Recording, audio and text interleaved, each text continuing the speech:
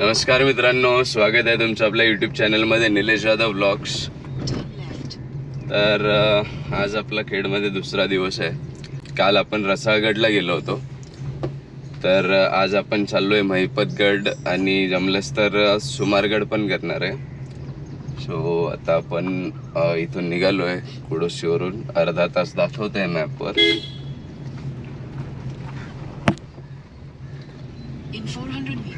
So चला बघूया आजचा प्रवास कसा होतोय। Stay tune.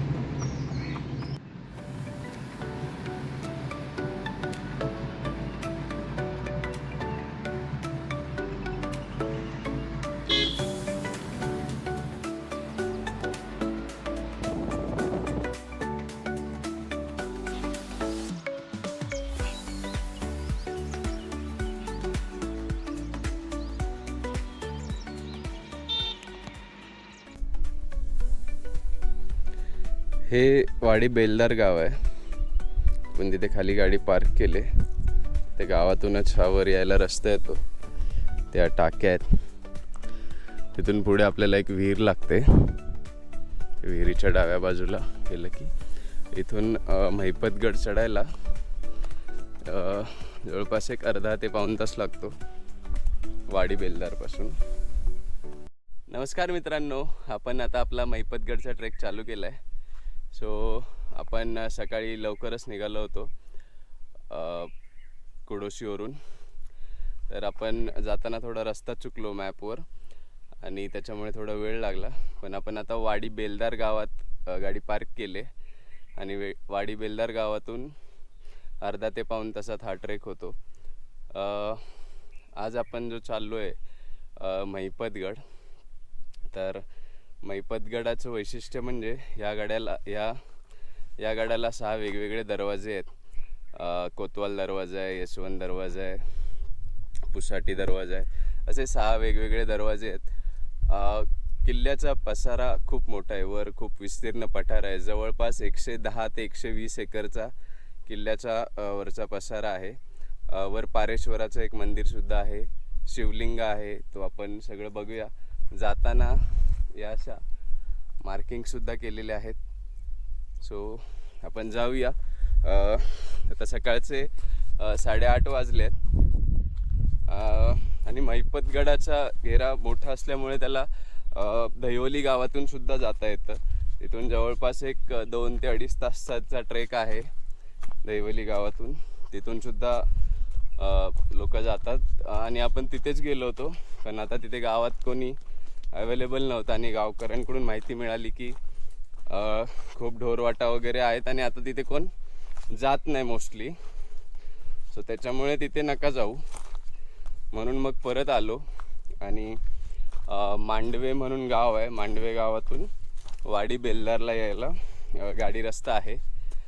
छोटा रस्ता आहे, वन वे, पण गाडी येते। सो आता आपण आलो आहे आणि ट्रेक चालू केला आहे। इथे आजींनी सांगितल्याप्रमाणे इथे एक विहीर आहे, पण ती विहीर बघूया। विहिरीत पाणी काहीच नाही।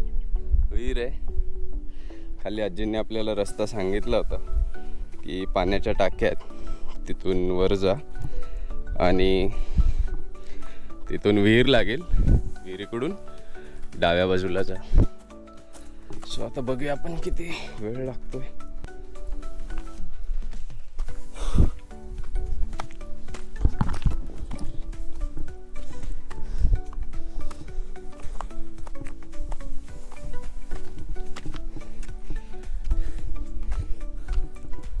तर मित्रांनो, आपण वर आल्यावर तिथे त्या बाजूला शिवलिंग आहे, बुरुज आहे जो खालून दिसतो। तिथून वर आलो की इथे त्यावेळेचा बांधलेला बंधारा आहे, हा तुम्ही पाहू शकाल। एक्सेस पाणी इथून खालून इकडे सोडलं जायचं। सो आणि आत्ता बांधलेला नाही आहे, जुना आहे। तुम्ही याच्या बांधकामावरून वगैरे बघू शकता। बघूया मध्ये किती मोठा आहे। खेड दरवाजाजवळ आपण आलोय. जुन्या पायऱ्या.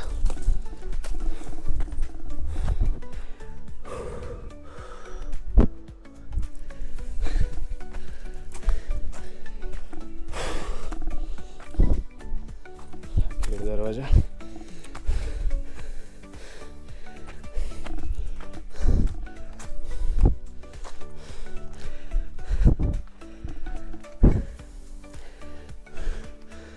दुर्गवीर प्रतिष्ठानने फलक लावलेत, मार्किंग सुद्धा आहेत.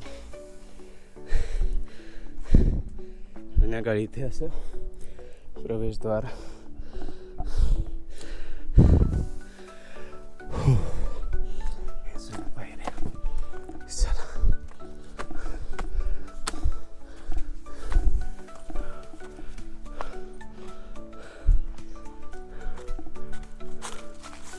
सुद्धा जायला रस्ता आहे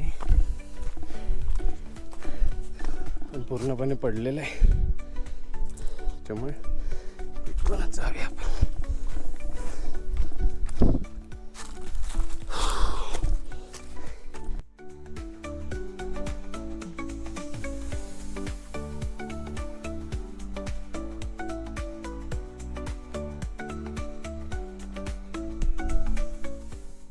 पण खेड दरवाजाच्या इथून आल्यानंतर उजव्याच बाजूला आपल्याला श्री गणेश आणि श्री हनुमानाची मूर्ती आहे.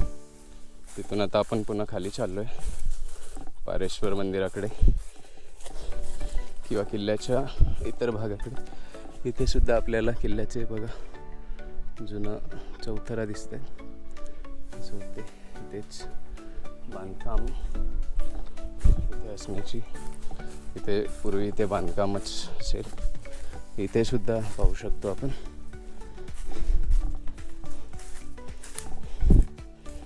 खूप छान किल्ला आहे, फक्त जरा आड वाटेला असल्यामुळे इथे कमी जण येतात, पण खरंच खूप छान किल्ला आहे. किल्ल्याचं पठारसुद्धा खूप विस्तीर्ण आहे आणि किल्ला आपण पाहण्यासारखा आहे. मंदिर आहे, शिवलिंग आहे, जुनी बांधकामं आहेत, वेगवेगळे 6 दरवाजे आहेत वेगवेगळ्या दिशेला. इथे बघा हे मार्किंग्स. पारेश्वराचं मंदिर, वाड्याचे अवशेष आहेत.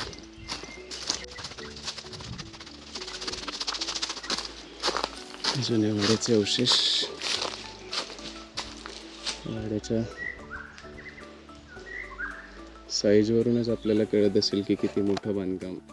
मंदिराच्या समोरच ही विहीर आहे, त्यामुळे राहायला येणाऱ्या लोकांची किंवा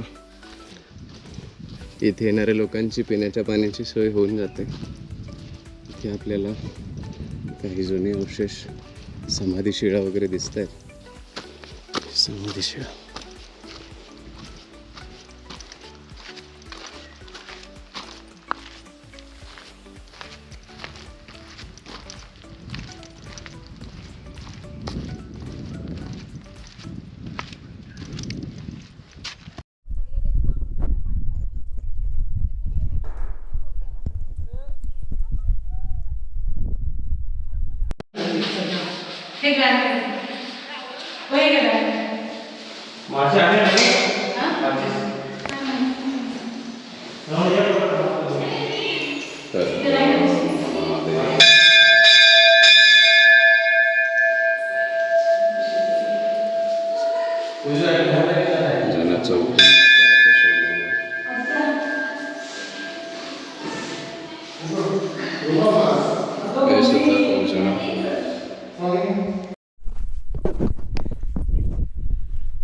तर मित्रांनो, आपण आता मैपतगडावरून परतीचा प्रवास चालू केला आहे.